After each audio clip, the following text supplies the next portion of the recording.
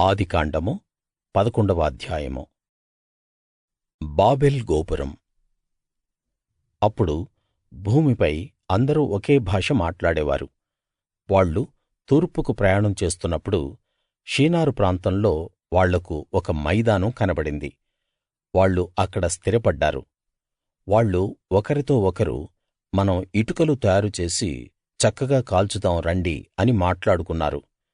రాళ్లకు బదులు ఇటుకలు, అతకడానికి తారు కీలు వాళ్లకు అందుబాటులో ఉన్నాయి.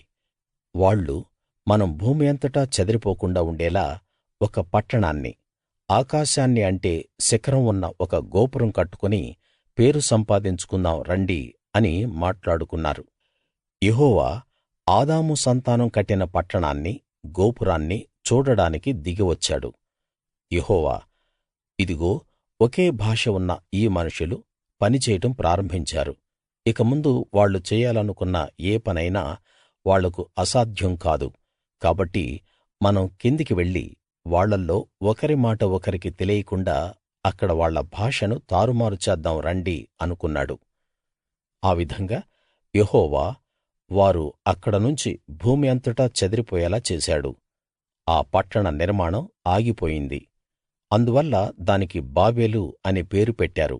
ఎందుకంటే అక్కడ యెహోవా భూమి మీద ఉన్న ప్రజలందరి భాషను తారుమారు చేశాడు. అక్కడ నుంచి యెహోవా వాళ్ళను భూమి మీద అనేక ప్రదేశాలకు చెదరగొట్టాడు. షేము సంతతి. షేము వంశావళి ఇది. షేముకు 100 సంవత్సరాల వయస్సులో జలప్రళయం తర్వాత 2 సంవత్సరాలకు అర్పక్షదు పుట్టాడు. షేముకు అర్పక్షదు పుట్టిన తరువాత ఇంకా అతనికి కొడుకులు కూతుళ్ళు పుట్టారు. అతడు 500 సంవత్సరాలు బ్రతికాడు. అర్పక్షదుకు 35 సంవత్సరాల వయస్సులో షేలహు పుట్టాడు. అర్పక్షదు షేలహు పుట్టిన తరువాత ఇంకా అతనికి కొడుకులు కూతుళ్ళు పుట్టారు. అతడు 403 సంవత్సరాలు బ్రతికాడు. షేలహుకు 30 సంవత్సరాల వయస్సులో ఏబెరు పుట్టాడు. షేలహుకు ఏబెరు పుట్టిన తరువాత ఇంకా అతనికి కొడుకులు కూతుళ్ళు పుట్టారు.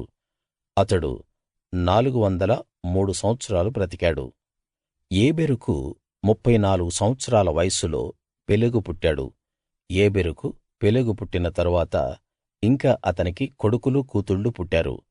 అతడు 430 సంవత్సరాలు బ్రతికాడు. పెలెగుకు 30 సంవత్సరాల వయస్సులో రయూ పుట్టాడు. పెలెగుకు రయూ పుట్టిన తరువాత ఇంకా అతనికి కొడుకులు కూతుళ్ళు పుట్టారు. అతడు 209 సంవత్సరాలు బ్రతికాడు. రయూకు 32 సంవత్సరాల వయస్సులో సెరూగు పుట్టాడు.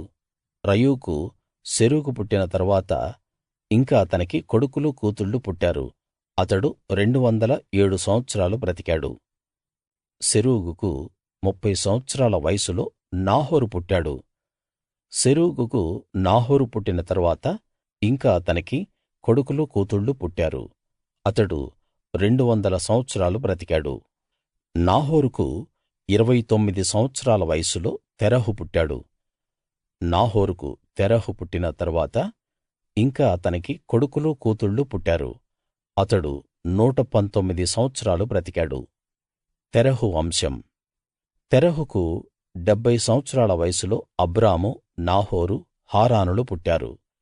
తెరహు వంశావళి ఇది. తెరహుకు అబ్రాము, నాహోరు, హారానులు పుట్టారు. హారానుకు లోతు పుట్టాడు. హారాను తాను పుట్టిన ప్రదేశంలో ఊరు అనే కల్దీయుల పట్టణంలో తన తండ్రి తెరహు కంటే ముందే చనిపోయాడు. అబ్రాము, నాహోరు పెళ్ళిళ్ళు చేసుకున్నారు. అబ్రాము భార్య శారయి. నాహోరు భార్య పేరు మిల్కా. ఆమె మిల్కా ఇస్కాలకు తండ్రి అయిన హారాను కూతురు. శారయి గొడ్రాలు. ఆమెకు పిల్లలు లేరు. తెరహు తన కొడుకు అబ్రామును, తన మనుమడు హారాను కొడుకు లోతును, తన కోడలు శారయిని తీసుకుని కనానుకు బయలుదేరాడు. ఊరు అనే కల్దీయుల పట్టణంలో నుంచి వాళ్ళతో పాటు బయలుదేరి హారాను వరకూ వచ్చి అక్కడ నివాసం ఉన్నాడు. తెరహు 205 సంవత్సరాలు బ్రతికి హారానులో చనిపోయాడు.